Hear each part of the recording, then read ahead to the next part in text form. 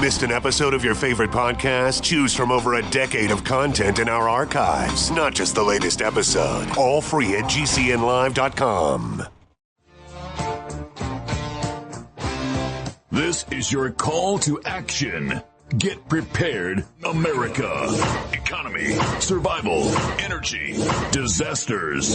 This is USAPrepares.com. Informative radio, educational radio. Interact now by emailing instructor@USAPrepares.com or text at 434-390-7953. Class, please take your seats.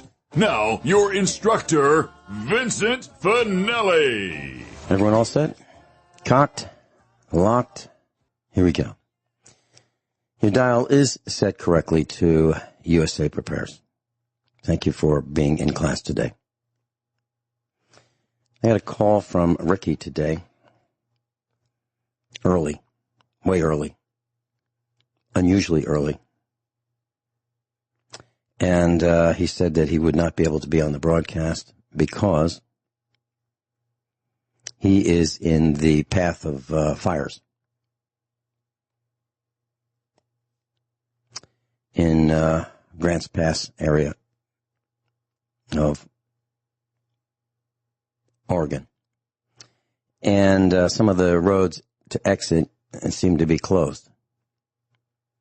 So he and his girlfriend and neighbors are preparing for a mandatory evacuation. So if you are inclined to pray, please consider adding Dr. Richard Allen Miller, Julie, his girlfriend, and others who are in harm's way. Please add them to your prayers if you pray. It's a very serious situation. There's over 35 fires now. Some people call them wildfires. Some are intentionally set. Some are set from carelessness. Cigarette butts out the window, you know. Things like that. Recklessness. One of the fires was started by a couple. I would put them in the top of the GDP class. They had a reveal party. You know, it used to be, you found out what the sex of the unborn would be at the time of birth. No, can't wait. We're impetuous. So you could, call your friends and say, he's a boy or she's a girl. I don't know why they say it, but they do. They say it's a boy or it's a girl. It should be she's a girl or he's a boy. So they have these reveal parties. Now, what is a reveal party? Well, there's a color pink that is associated with girls and a color blue that's associated with boys. And typically, if you were going to get a little outfit for an infant, you would get a pink one for a girl and a blue one for a boy. And if you had no clue, you'd get a yellow one. I'm not exaggerating. This is true. Well, some moron decided that there should be more excitement. They could sell things to the GDP. They could sell flares. Smoke bombs, rockets, pyrotechnics, things that go bang, boom, light up, create toxic smoke, in the color of the child, pink or blue. And these stupid people buy these things and they light them off. And one of these morons started one of the fires in California, Southern California. The El Dorado fire. You believe it? How angry would you be if that person was your neighbor and did that and burned your house and your neighborhood down? Would you find him later and say, geez, I thought you were a little smarter than that? Or would you bring Lucille with you and have a chat about it? You know, there are people who are uninsured and who have lost everything. There are neighborhoods that, if you saw pictures of Hiroshima or Nagasaki after we bombed it to smithereens in 1945, that's what some of the devastation of these fires looks like. Total destruction except for ash.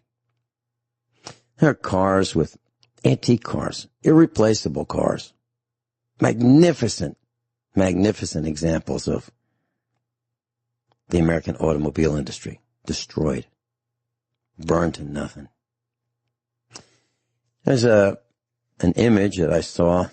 I woke up in the middle of the night, and I'll tell you why in a little bit. I've got a monologue that you might want to hear. It's my take on current events. It's not very pleasant. It's actually scathing. And I'll go through the monologue in a little bit. But I was looking at these images of the fires. Over 35 of them. Multiple states. And the bumpers of cars, you can actually see what was plastic and what was not. You won't believe it. There's not much to cars anymore. The roof is still steel. Some of the sides are still steel. Front bumper, they're gone. They burn. And you'll see aluminum wheels that have turned into a puddle of melted aluminum. You will see that the engines, if you can see the engines on the cars where the hood is available for you to see it, you'll see the engine parts have turned into a puddle of aluminum, melted aluminum. You will see that the structure of cars is not what you thought they were. There's one house that there's only two things left. One was the masonry chimney, and the other was the cast iron wood stove. Everything else was gone. So when you're choosing siding for your house, and you're looking at that temporary siding, also known as vinyl siding, you might want to think about the flammability of it. And when you think about roofing materials, you might want to think about the flammability of the roofing materials as well. What happens is the sparks and the embers go up in the air, they come down, and some of them are big enough to ignite a flammable surface, a combustible surface, like composition shingles, or the debris that's on your roof, or the dried up moss, or whatever it happens to be that's combustible. You might want to consider a steel roof, for your next building project or your next re-roofing project. You might want to consider putting hydrants around the house. Those are those in-ground faucets that stand straight up and they have a lever on them. Some of them are blue, some of them are white, some of them are green. I'm talking about the handle part. They stand up about 3 feet. And you pull a lever and out comes water. The plumbing is underground. They cost between, let's say, $50 and $100 a piece for the hydrant. And then there's the plumbing. And then you need to trench it in below the frost line. We have them. We have a bunch of them. Because to us, that's part of our fire insurance. It's also what we use to wash the cars,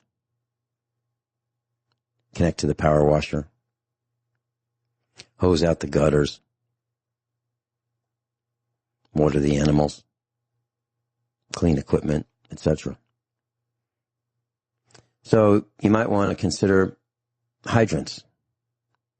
Well, you can still get them. You can look it up on the internet. Word of caution is, there's some that are unbranded. Forget all about the unbranded ones. They're made by the Chi-Coms. They work for a short time. And when they fail, the valving is typically 2 or 3 feet in the soil. You got to dig it all up. It would pay to get an American one. The Chinese ones are junk. I know this for a fact.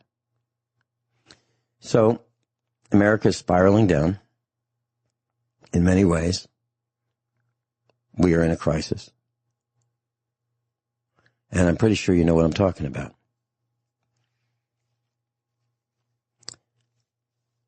So today, if you'd like to join me, it's just me and a couple Colts in the studio. You can call in. And the number is 866-582-9933, 866-582-9933. We'll be talking about preparedness. We'll be talking about the book, the unfinished, unpublished, not available for sale book that I've been working on. And it has, I've got a list of a couple hundred, actually it's over a couple hundred items that you should consider getting as we spiral down. Hopefully you've already gotten many of these. But the list is long. And instead of just reading in a rapid machine gun fashion the items on the list, I want to tell you why. Because I think it's more important to tell you all the who, what, when, where, why, and how than just the what. And I'm looking at the clock, and I don't have enough time for the monologue because it's probably going to take me about 5 minutes. But it addresses the current situation with the corona panic. It addresses some history. It addresses where we are today. It's a huge, huge mess. And the Bob Woodward story, I'm sure you've all heard about it. He wrote a book. And he interviewed the President Donald Trump. And he learned some things, and he recorded some of these things from the President's conversations. There were 18 interviews. And the President gave, reportedly, and this is on Daily Mail, reportedly gave Bob Woodward his personal cell phone number. And Bob Woodward recorded calls with the President. These calls have some really damning information about what the President knew. And when I go through this monologue, you will see how individual greed plays in this equation. And I'll tell you some of the things that we've been warning you about. They've all come true.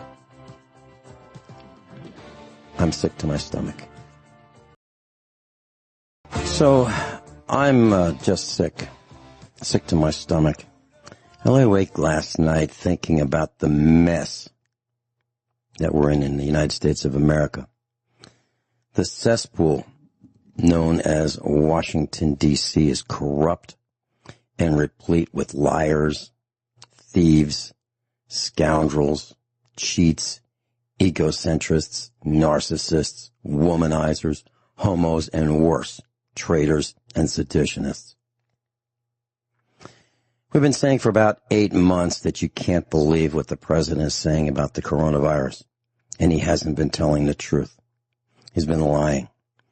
The cost of me saying that and telling you that the coronavirus is real, serious, deadly, costly, and was to be taken seriously was costly to me personally. I've lost former friends because of my immutable position regarding the coronavirus being real. Some of those former friends ganged up to remove USA Prepares from a radio network. And they blamed me for not admitting my mistakes about the coronavirus. I haven't made any mistakes about the coronavirus. We warned you about the supply chain breaking, the corona panic, the ensuing violence, the spike in inflation, the scarcity of goods, and neighbor fighting neighbor and brother fighting brother. We said that the cities would erupt in violence, the police response would escalate, the villagers would use lasers and fireworks against the police, and the president would make it all worse by sending in the National Guard. All of that happened.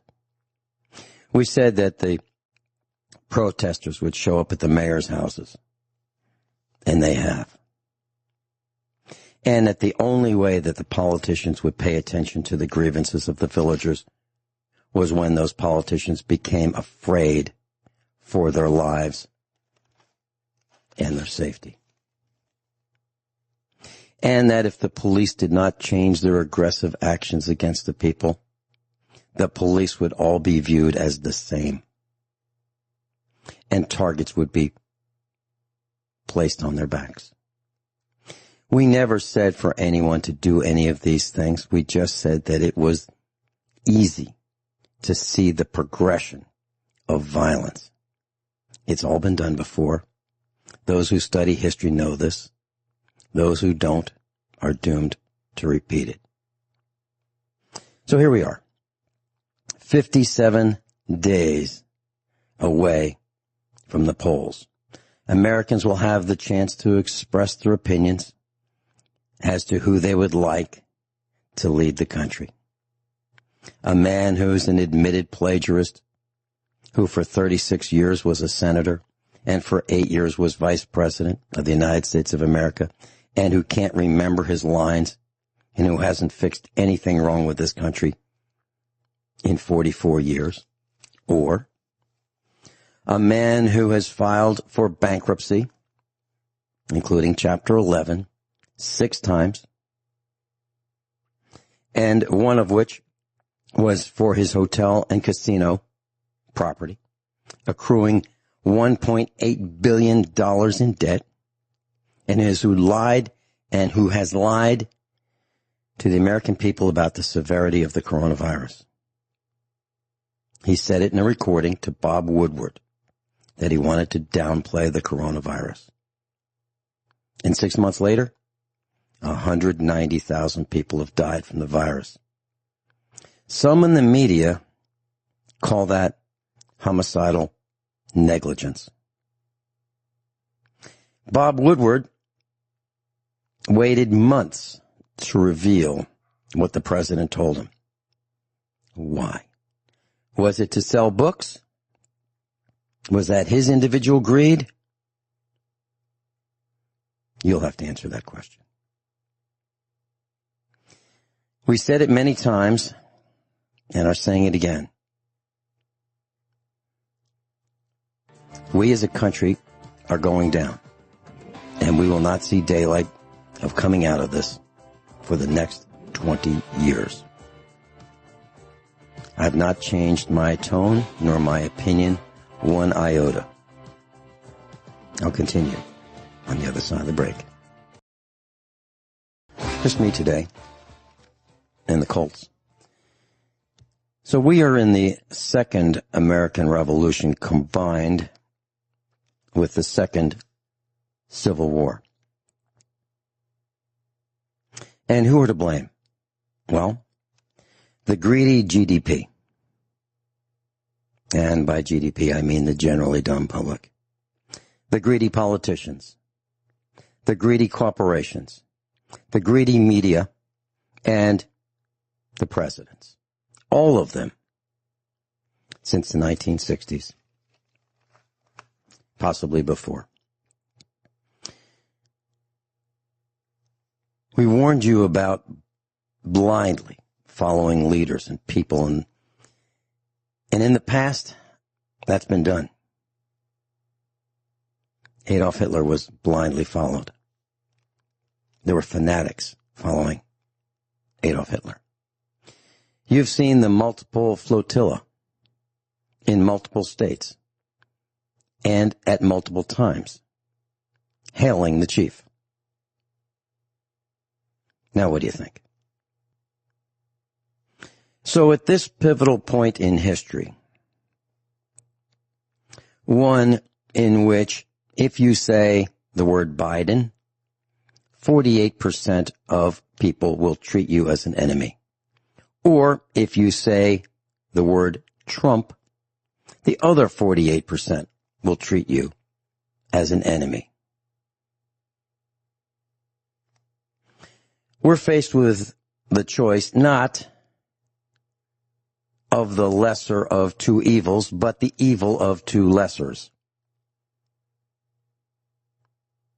As for me, I'm not with either of the 48%ers. I'm with the 4% who are not part of the problem. I refuse to vote for either of the selected options posed for my polling opinion. I refuse to participate in a manipulated selection of the President of the United States where statues of the founding fathers of our country are being torn down, and at the same time we have a candidate for Vice President of the United States of America whose family owns slaves. The hypocrisy of this is unacceptable. The teachings of how a young person can grow up to be President of the United States, a young poor person, is absolute nonsense. Only the rich can be president.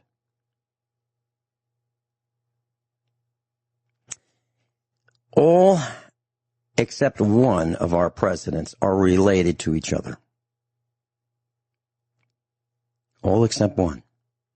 A poor child growing up in the United States of America has no chance of becoming president unless every other person in the United States dies. So what are you going to do about this? Are you preparing? I'm delighted if you are. Today's broadcast will be a continuation of the book, the unfinished, unpublished, and not available for sale book about my thoughts on tasks that you need to consider and supplies that you need to consider getting now. Right now. So, thinking about what the president might have known, we know that he lied. Did he lie because he wanted to be president for term number 2? Did he lie because of the ensuing panic? Here at USA Prepares, we coined the term Corona panic about 8 months ago. The president said that he did not want to cause a panic. And I understand. I understand that because we have a lot of stupid people in this country. And I understand that he didn't want to hand the flush handle to the plagiarist, the flush handle of the United States of America. He did not want the plagiarist to flush the United States of America down the drain.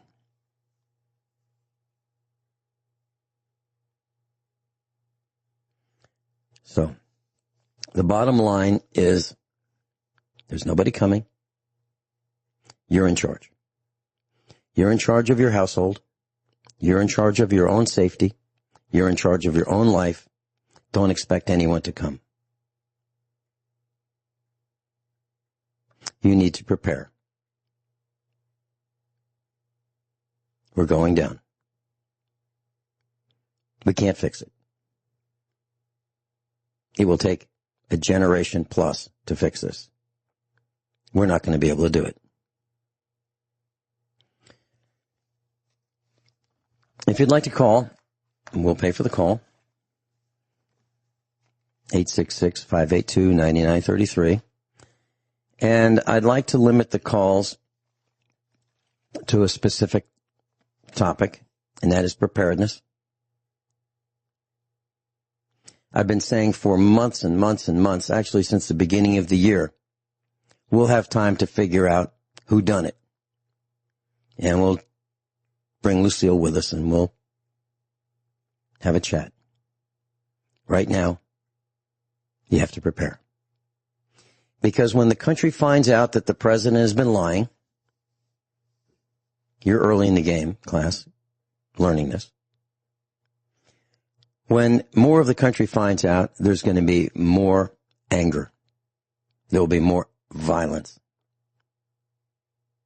People who were in those flotilla, proudly supporting the chief, hailing the chief, are going to be livid. They're going to be making excuses as to why he did it. It's kind of like the alien question. We've never been told the truth. What's in Area 51? We don't know. The government lies to us about everything. And it's got to stop. Would you rather be lied to and told that the coronavirus is no big deal, don't worry, be happy? Or would you rather know the truth? In retrospect, it's clear that had we been told the truth, there'd be less death. And of course, there are those who say, oh, those numbers are exaggerated.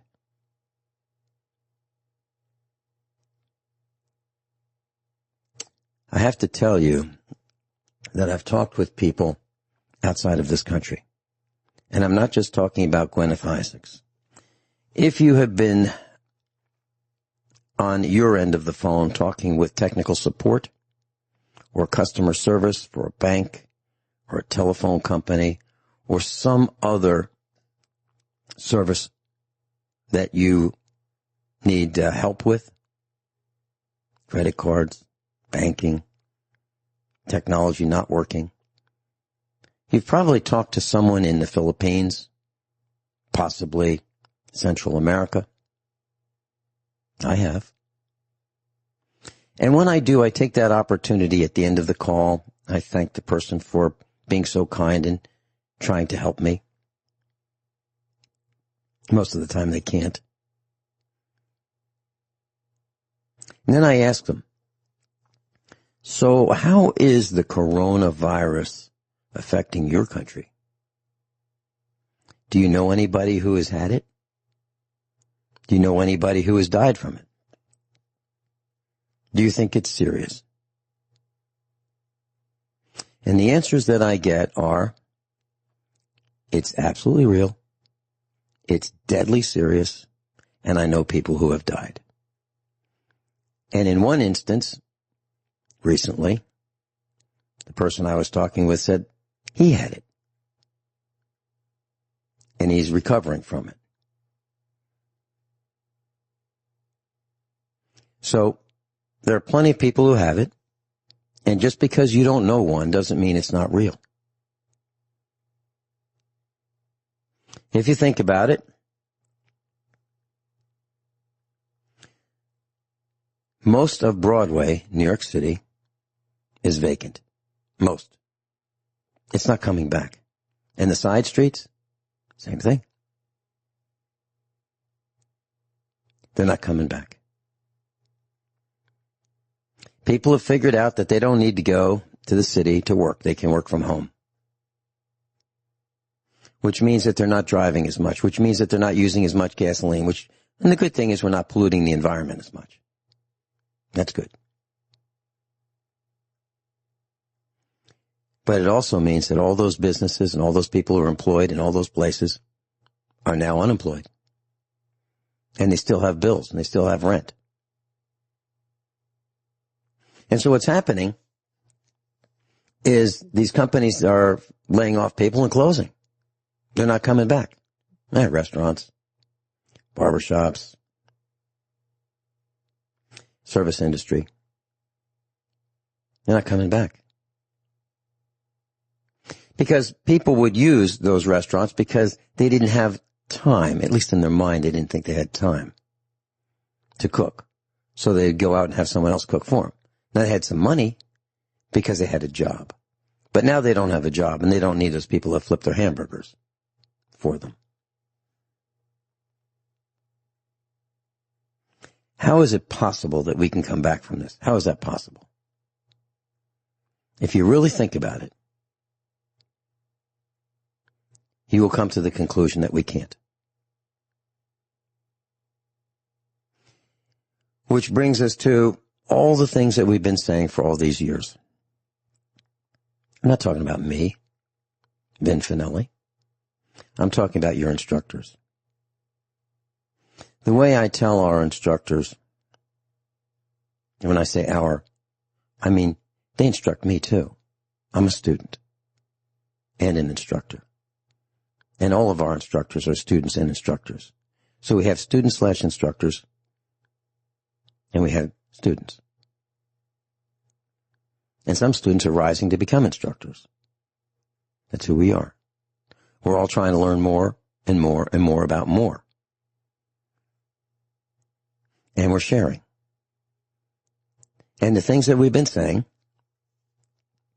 are to teach others things that we've learned. That's what we do. That's all we do. It's all we're interested in doing.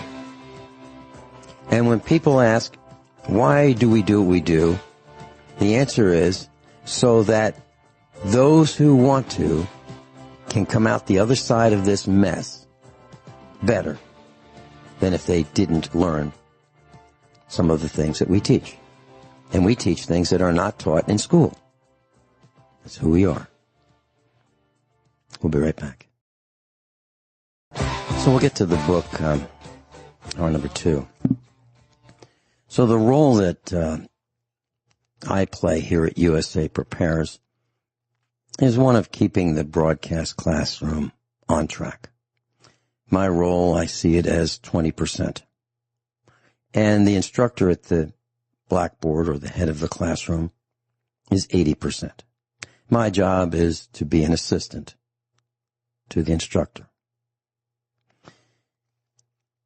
If you look around, you'll see images of mayors and governors standing, looking around at the carnage all around them, wondering how it all happened.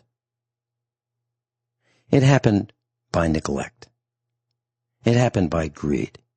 It happened by mismanagement, by them and their peers and their predecessors. That's how it happened. And it happened by the stupidity, or with the stupidity of the generally dumb public. It happened by Americans allowing illegals, and I call them undocumented, illegal aliens jumping the border, getting a free ride, getting free health care, free food, operating vehicles without the permits issued by the state, operating vehicles without insurance, crashing, bashing, slashing, and busting into other cars without compensation for the damage that they've done to the other party. The people running the ship, the governors, the mayors, they've all allowed this to happen. Lucille, y'all listening? They've allowed this to happen.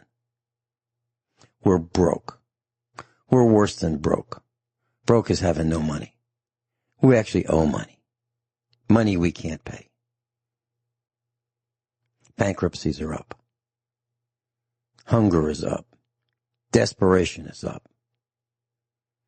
All the while, the greedy, the wealthy are making more money. Do you see Bill Gates or Jeff Bezos saying, geez, how can I help? Can I help by sending some food to the needy?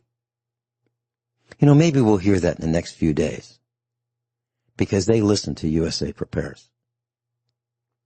Or their minions listen to USA Prepares. There are a whole bunch of broadcasts that get their cues from what we have to say here. So, those of you who have made billions with a B, how about getting off some of that and helping the people that you have gotten it from? Bill Gates, Jeff Bezos, Mark Zuckerberg, and the rest of the crew. If you think about it, who's made money lately? Have they actually built a product? Now you have Elon Musk, and I hear that he's a brilliant, brilliant designer. To that I say, nonsense. Elon Musk? He's got an electric car, right? You could buy an electric car in 1906, over 100 years ago. It went 20 miles an hour in 1906. It was primitive, but it was an electric car. So did Elon Musk invent the electric car? Of course not. Elon Musk has a boring machine, drills holes in the earth. People think that that's pretty impressive. We've had subways for over 100 years, and they use tunnels. We have tunnels under rivers. We have a tunnel that connects New York and New Jersey. A couple of them. About 100 years old. Did Elon Musk invent tunnels? No. Did he invent satellites? No. He is just littering the skies with more satellites, spreading more destruction faster. That's what he's doing. Did he invent the solar panels? No. Did he enhance some of the technology? Yeah. And where did he get the money for it? And I think you're going to find out that he got that from the government. That's why he smokes dope and grins from ear to ear. He can't believe that people are so stupid as to believe his yarn.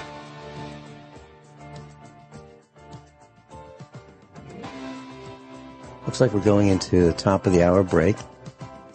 We've got Karen in Montana. Karen will be with you as soon as we come back from top of the hour break. You're first, and then we'll go into the book. Everyone all set? Cocked, locked, hour number 2 of USA Prepares. Karen will be with you in just a second. You just heard it, top of the hour news. A deputy commandeered a front-end loader in Oregon. I'll be darned if I will let some deputy steal my front-end loader and destroy it. If anyone's going to use that front-end loader for whatever the purpose might be, it's going to be me. I'm not going to let some know-nothing deputy jump in my front-end loader and take off with it.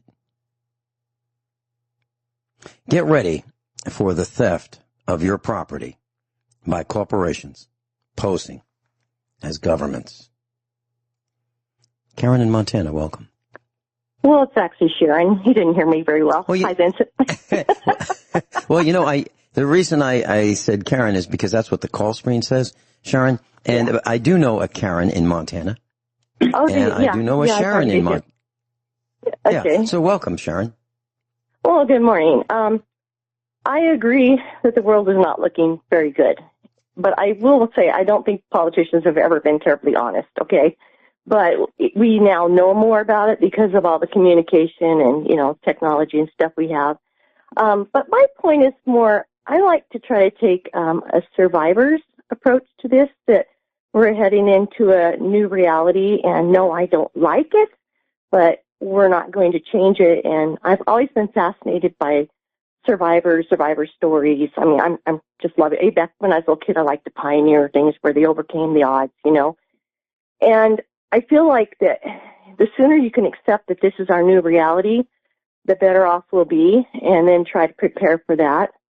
And so you can say, oh, you know, I mean, it's true to know what's happening. Okay, it's not good to have a bag over your head and pretend nothing's happening, because for one thing, it doesn't help you survive very well. So my thinking was just that people might want to work at adapting a survivor's mentality and do what they can to offset the changes that are coming. I mean, just starting with inflation for sure is coming. It's already there at our local store. You used to be able to buy a dozen donuts for around $6. I think I never bought a dozen, but I think that's what they're running. They're $12 now. Okay.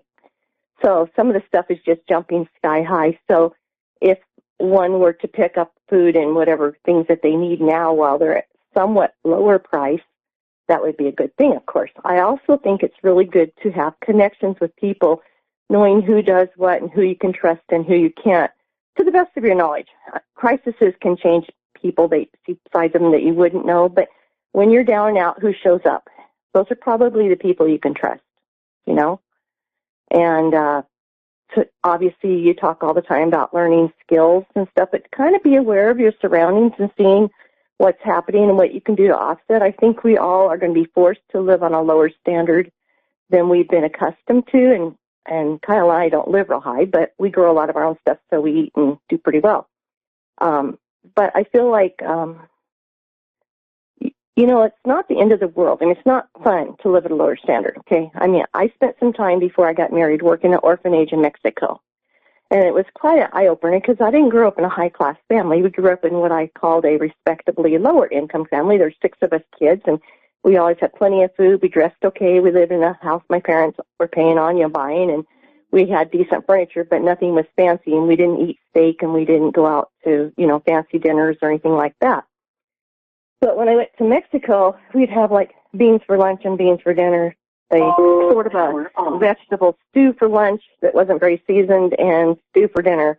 And it was really a culture shock to go from the medium amount of variety of food that I was accustomed to eating to just basic food. Now, it was nutritious, and it was fine for the kids. It got them off the street, and they were growing healthy, and they weren't used to what I was.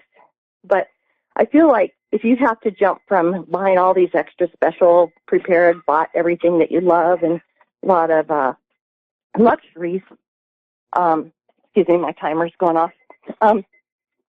If you have to jump from that to eating like beans and rice, so to speak, you might be in for quite a culture shock. So if you can afford to, you know, buy a lot of the stuff that you like, your seasonings and, you know, food and extra meat, because meat's going to probably get really hard to come by, it appears, you'll be better off, you know. And if you have stuff so you don't have to run to the store and find out they no longer have it, you won't be so at a disadvantage. So I'm just thinking it would pay for people to think, how can I make life easier as I have to transition to probably less?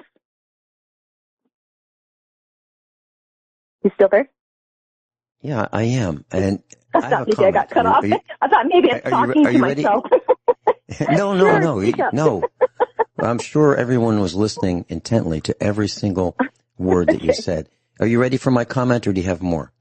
I am totally ready at this moment. I'm just throwing out an idea and a way of thinking, okay? Okay. You have summed up succinctly, eloquently, and passionately 10 years of USA Prepares broadcasts. That's what you've just done. Okay. I'm very serious about that. And you mentioned inflation. Mm-hmm. We have reported here at USA Prepares in the last couple of months. Well, actually, we said that in the beginning, you know, like January, February, that inflation will be out of control. And here's an example of out of control. If you want to buy a used battery charger for an automobile or a truck, you know, the kind that you find out your battery's dead and you hook up the charger and, you know, a couple hours later you can start your vehicle maybe. Yeah. They have gone up 2x in price for used ones. So ones that you could buy used on eBay for, let's say, $30 or $60 or more. The ones that are $50 then are now $100. The ones that are $100 are $200 or more. A good quality brand new Xantrex, Xantrex, my favorite brand, because it is absolutely the best battery charger I think ever made. Some of those are $350 for a battery charger. Now they shouldn't be, but they are. I'm not defending. Well, I mean, let me ask you this: do you think your husband Kyle would say, "Hey Sharon, I'm all excited. We're going to buy a new battery charger. It's a Xantrex. It's only $350." How would that fly? No, he wouldn't say that. There's no way he would. Probably he wouldn't buy a new one to start with unless they had a sale with a rebate. You know what I mean? But we don't live like that. Okay. No, and we don't either. And we didn't have steak very often when I was growing up. If we did, it was London broil, and it was it was about the texture of a Brillo head. And my mom would do everything she could, to make it palatable. Hammer it, roll it, marinate it, and then hammer it some more. And here's another thing. The price of an automotive battery. We had a customer who had a four-wheeler and had all kinds of electrical problems. And one of the problems was the battery was no good. It was several years old. And so we shopped for a battery for him. That darn thing is like $75 for a four-wheeler battery. Now this thing he can hold in one hand. I know. We had to replace one of ours. Mm-hmm. Okay. They used to be, well, heck, I saw this coming, Sharon, and I bought replacement dry batteries with separate containers of acid in the good old days, like let's say 6 months ago, for about $30 a piece. I bought one for every piece of equipment we have. And so I think I spent about $400 for 12 different sizes. Wow. Can't do that today. No. You might get, it's doubled in price. So when you mentioned inflation, I'm just trying to put an exclamation point on what you said. And there's the unavailability of lots of products. If you want to get canning lids, lots of luck. We thought we hit the lottery. I'm trying to spray the barn with some vinegar on the dirt floor and to stop the mold and to kill the mold from growing. And it's going to take several gallons, at least. We hit the lottery. So within about a month, we were able to buy enough gallons here and there to start the job. Now, in the good old days, we could have gone to, I don't know, Menards, the Chinese factory outlet, Sam's Club. We could have bought it. We could have just said, I'll just take, 6. Or how many are in a case? 4. Okay, we'll take 2 cases. Or we'll buy 2 cases, I should say. Can't do that anymore. You can't buy pasta. You can get 1. Whoever thought that you wouldn't be able to get more than 1 pound of pasta or 1 package of pasta? Whoever thought that? Yeah, if you check Dollar Trees, they tend to still have some pasta. Mm-hmm. Yeah, but what you I'm really saying have is, to shop around. I went into Walmart, and I don't try to go to Walmart, but I needed something that pretty much only Walmart carries, without paying extra astronomical. I just don't like to go to Walmart, so I try to avoid it. Yeah. But I thought, well, I'd check the baking aisle, and it was kind of appalling. They had maybe 2 things in front. It was totally empty behind the shelves. It's weird. Okay. And I was looking for some washcloths, and I went down those aisles, and they're just huge open spaces like crazy. And I never could find the regular, bath washcloths. I was trying to look for some decent ones. Ours were just kind of shabby, and I thought, you can get by with them, but I just thought, I'm looking at, well, what can I get that might be hard to replace down the road, And yeah, it's uncanny for people like me who shop bargains and sales all the time to go in and see all these vacant places and the way they've tried to face the shelves to make it look like it has more, but there's only 1 box in front. Weird. Mm-hmm. But yeah, and I was thinking about that. To me, well, if you see that, then I'm thinking grab what you need now. I mean, not grab mean, but pick up what you need now. And so that, if pasta used to be $1 and it's $2 now, it's probably going to be $4 in about a month. So maybe grab it now, It's right. It's thinking ahead and trying to prepare for what I foresee the reality of what's coming is coming and how we're going to have to live. And here's one of the lies. So Sam's Club says if you have the $100 membership, the Ultra Deluxe Plus membership that costs $100 a year, if you have one of those, you get free shipping. Okay. If you have the regular membership, you pay for shipping. So what you do is you go to the internet and you go to Sam's Club's website and you look at the price of something and it says, here it is. It's not available online, but it is available in the store. Or you'll see it's, or vice versa. Okay. And then you look at the price and they have two different prices on items. So it's free shipping, but they raise the price if you have it shipped. Oh, so they lie. Yeah. Yeah. So what I'm saying is, so for example, Barilla pasta, let's say when it is in stock, and these numbers are pretty close. So let's say it's about $6.50 for 6 pounds when it's in stock, if it's in stock. But if that's at the store. Now, if you want to have it shipped for free, it's like $1 more. So it's not free. No, it's not free. Sharon, is there anything else? I've got some items in the book that I was going to go into, but if you've got some more to say. I just think people should try to think, well, what can I do to offset what's coming? Okay? You're right. And not feel like they're a victim, but be a survivor. All right, bye. Thank you for calling in.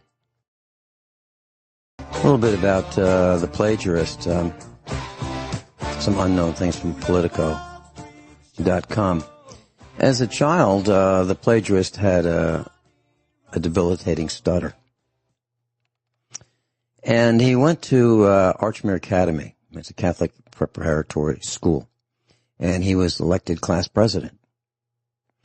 But he was crestfallen when the school administrators blocked him from running for student body president because he received too many demerits. When at the university on the East Coast, he got probation for a prank because he sprayed the dorm director with a fire extinguisher.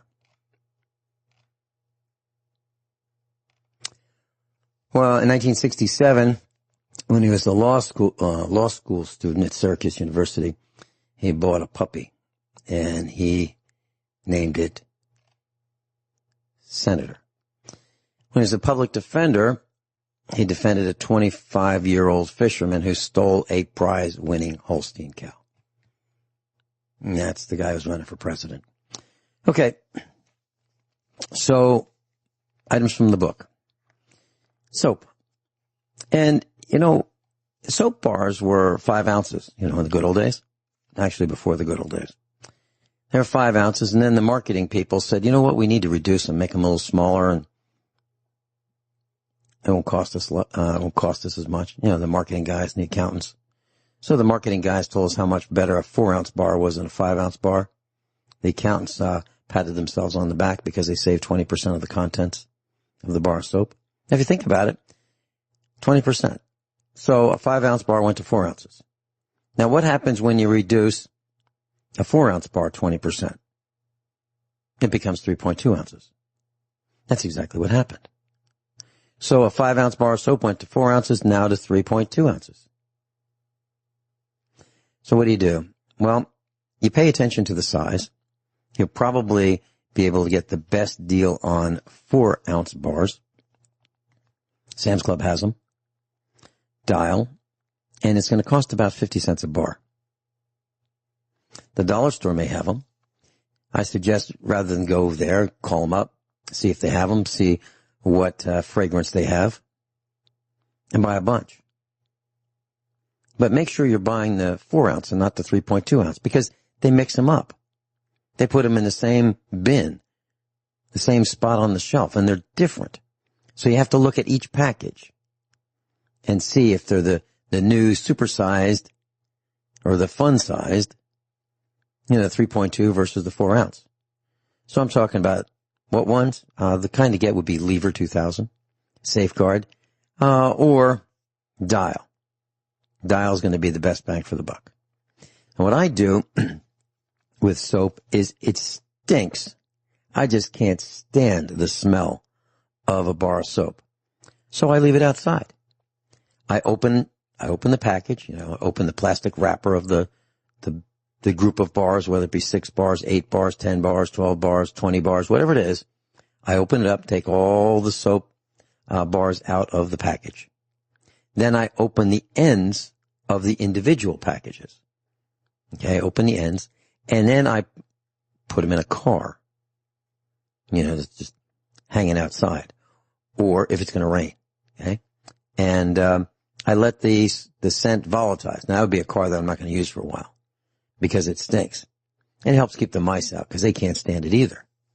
Or I leave it on the veranda outside on, where it's covered with a roof so the bars don't get wet. And it takes about a week for some of that scent to volatilize.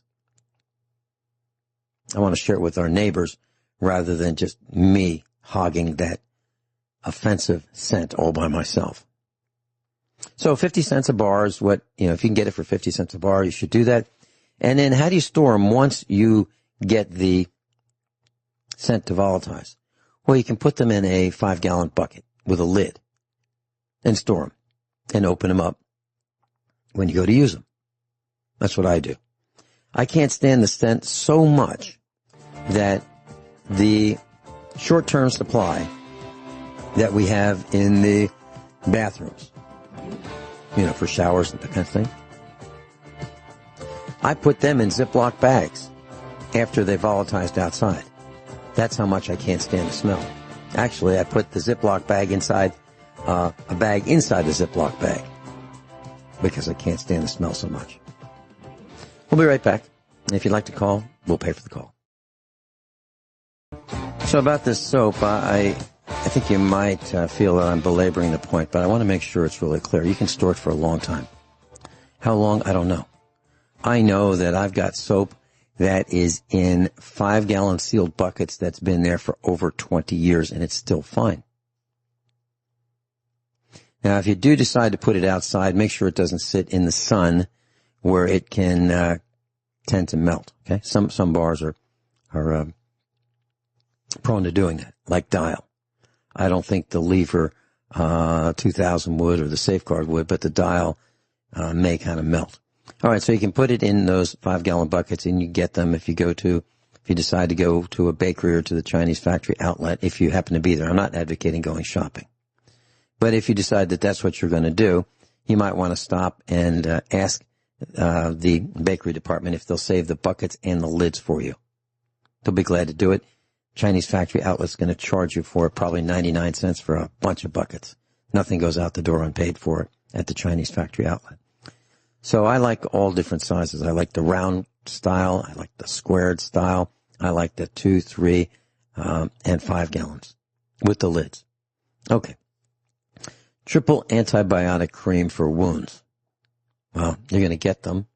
You're going to get all kinds of wounds, working in the garden, preparing, doing the shovel work that's coming your way.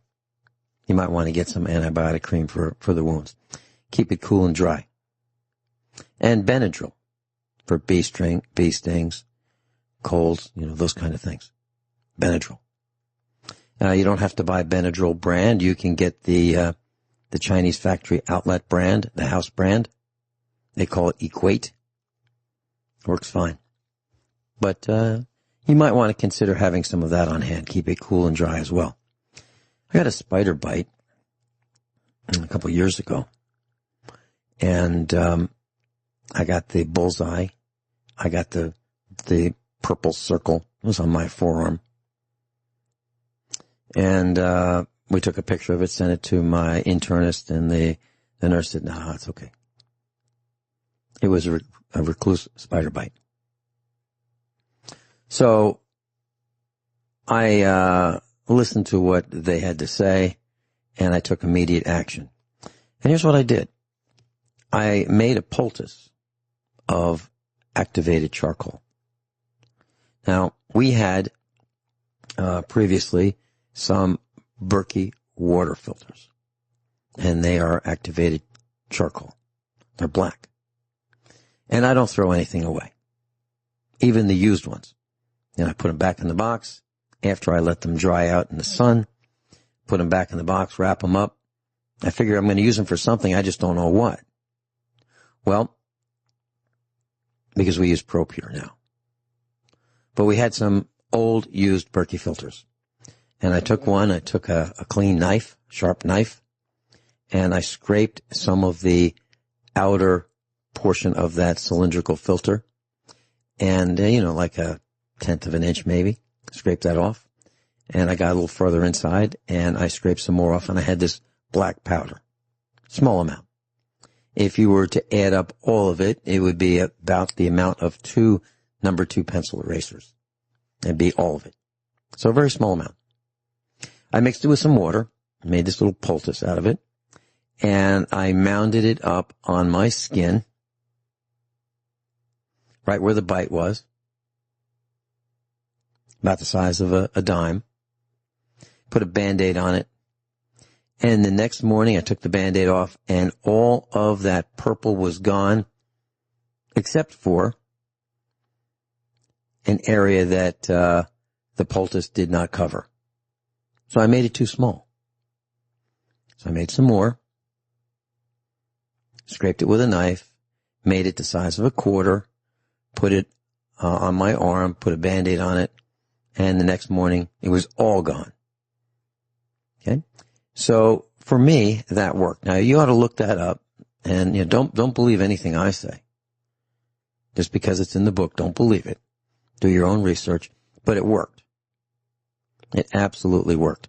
So that was activated charcoal. So after that, I decided that I probably ought to have some activated charcoal in case somebody gets poisoned around here. Dog, cat, person. Who knows? So you can buy capsules of activated charcoal in drugstores, and that's what it's used for if you get poisoned. The activated charcoal is taking like one of those vitamin B capsules. Take it immediately. Look it up first. Have this knowledge beforehand. If someone gets poisoned, you don't want to look it up on the fly. You want to know that right away. Maybe you want to get some books on how to do these things.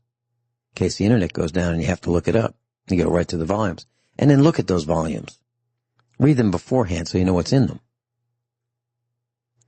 Well, you can buy activated charcoal capsules, pre-filled, at drugstores, the Chinese factory outlet. And what I could have done, if I had them, was I could have opened one of those up, mixed it with water in a small saucer, put it on my arm, put a Band-Aid on it. I would have been good to go. So, but I wasn't. But now I am, and we've got it. And it's in a cool, dry, dark place. And it should last for years. And one of the things you might want to do, if you have medicines, and they expire, right? Well, one of the reasons why they expire is they oxidize. Air gets to them. Maybe you could extend the life of those medicines by putting them in a jar without a lot of air in the jar, meaning, so you get the jar that's the right size for whatever you're going to put in it. Make sure the contents fill up most of that jar, meaning the right size jar for the job. One with a lid that seals pretty well. I like glass. And store medicines in it. I have a feeling that they'll keep a lot longer if you do that.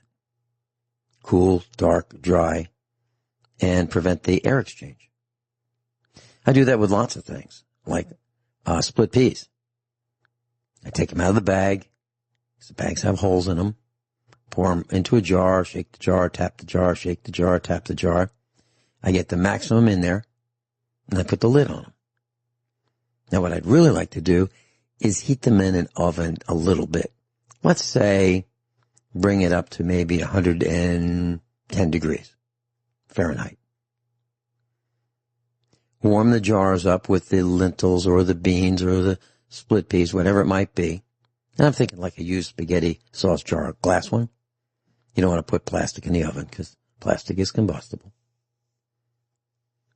heat it up, expand the air, and then after, let's say, 10 minutes, at a very low temperature, like a little over 100 degrees, 110 maybe, take the jar out, be careful not to burn yourself, and put the lid on it quickly, because the expanded air will then contract, and it will cause a vacuum seal. And there'll be less air and less likelihood of, little critters growing up in those jars of food.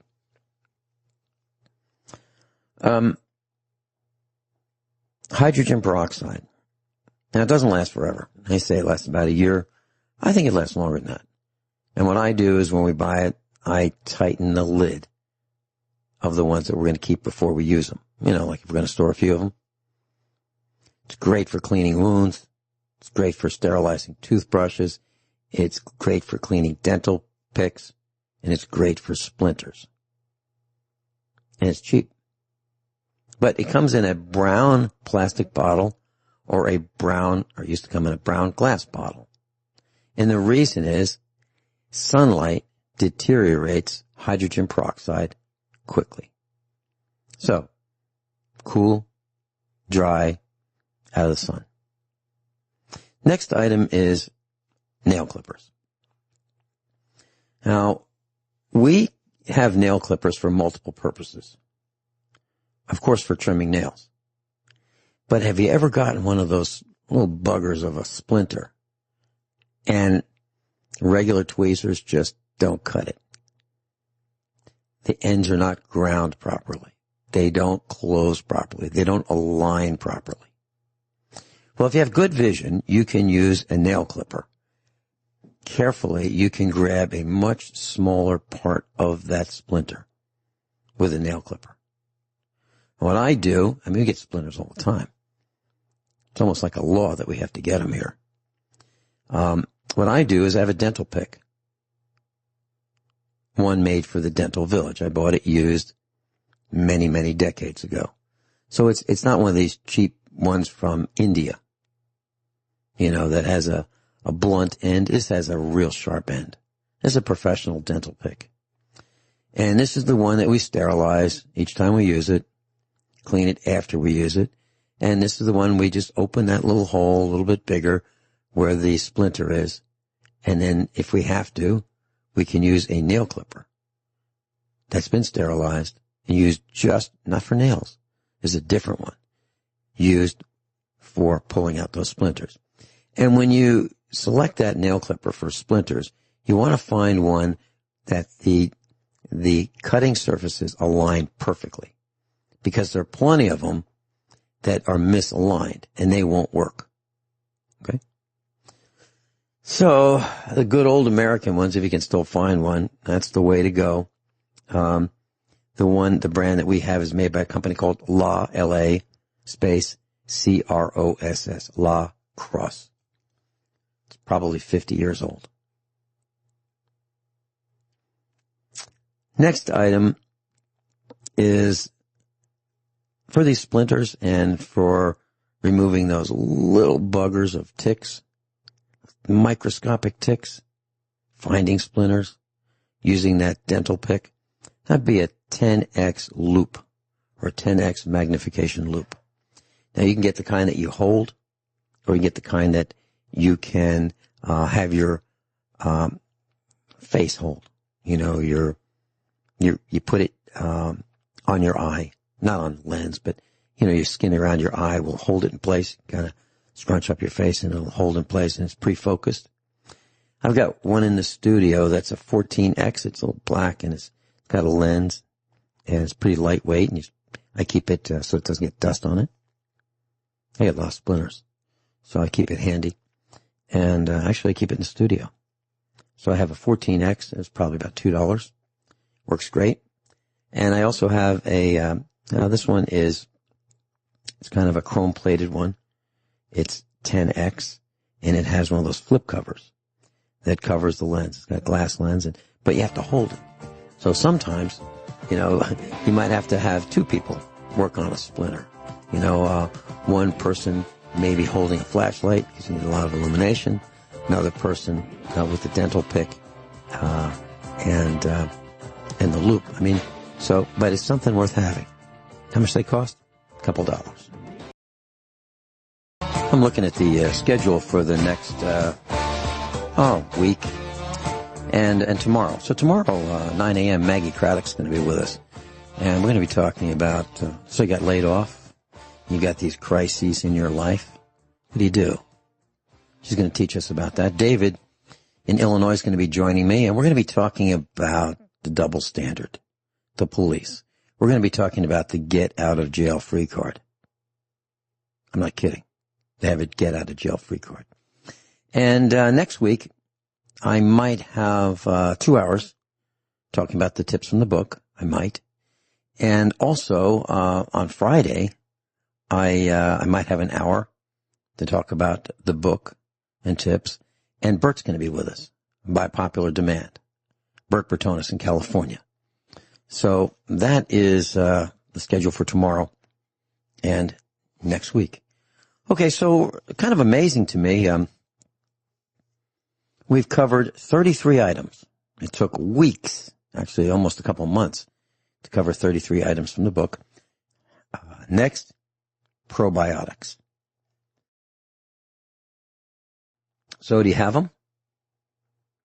Well, if you don't, you ought to consider getting probiotics. You can buy lots of different kinds, and it's beneficial bacteria. And it's the opposite of antibiotics. So we have them here at the house, and we take them, and it helps with digestion. It helps with building the immune system. And it's a great way to go. Very inexpensive. You can probably get a package of probiotics that'll last you well over a month for $3 or $4.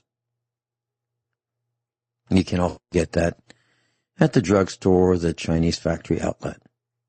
By the way, I think I should mention that these liquid antivirus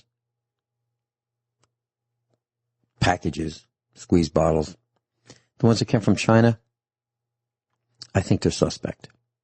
The ones that come from Mexico, I think are suspect. As a matter of fact, our research shows that the wrong kind of alcohol is used in some of the ones that come from Mexico. All right, next on the list, iodine. Iodine for wounds.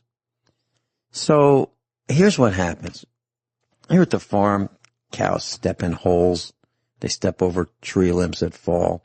They race around, they play, and they get hurt, and they get cut up on their hooves and their legs. And so we spray them with iodine. Now, where do you get the iodine? At a farm supply store. And it's inexpensive. You can get like a 16-ounce bottle for, let's say, $8. You might want to consider having some iodine around for wound care. You might want to do that. Do your own research. Don't believe anything that I say about iodine for wounds, but it's available at the farm supply stores like Tractor Supply. How about a pulse oximeter? Well, we have two. They're white and blue in color. And they're plastic, and they have a hinge, and you just squeeze one end of it. It opens up. You put your finger in there. And you've seen these at the doctor's offices. And if you press the little button, the display will read out your pulse rate, how many times per minute your heart beats, and your oxygenation. So if a family member seems to be a little out of it or in trouble, or you want to see very quickly what's going on, a pulse oximeter is a great way to go. They cost $16 on eBay, or they did a couple days ago. They might be more expensive now. They come from communist China, and you ought to consider having one. And you ought to consider extra dry cells, commonly called batteries, for them. And they typically use a AAA. So it's a little skinny cylindrical battery. Make sure, there's There's AAA and there's AA, and they're not the same. They're different sizes, different length, different diameter. So make sure that you know exactly which ones that you need to get before you get them. And you can buy them on the internet. You can buy them at the Chinese factory outlet, etc. And you can store them cool and dry out of the sun, and they'll last a longer time. Next thing on the list is Ziploc food storage bags. Do you have them? They make two different styles. One is in two different materials. One is a sandwich bag, and the other is a freezer bag. The freezer bag is designed to get cold and still stay intact. And we have both. And you should have both. And we put all kinds of things in them. Things that we want to keep sanitary. And we make our own hamburgers. And I guess I'm going to have to tell you how to make hamburgers at in the next class. And that might be, well, it'll be next week. I'll tell you how to do it, how we do it, how we save a lot of money, and how they come out great. It's a nice little family project. You can make them in bulk. So class, you're on your own. If you have any comments about today's class, you can send it to instructor@USA Prepares. Above all, honesty and integrity.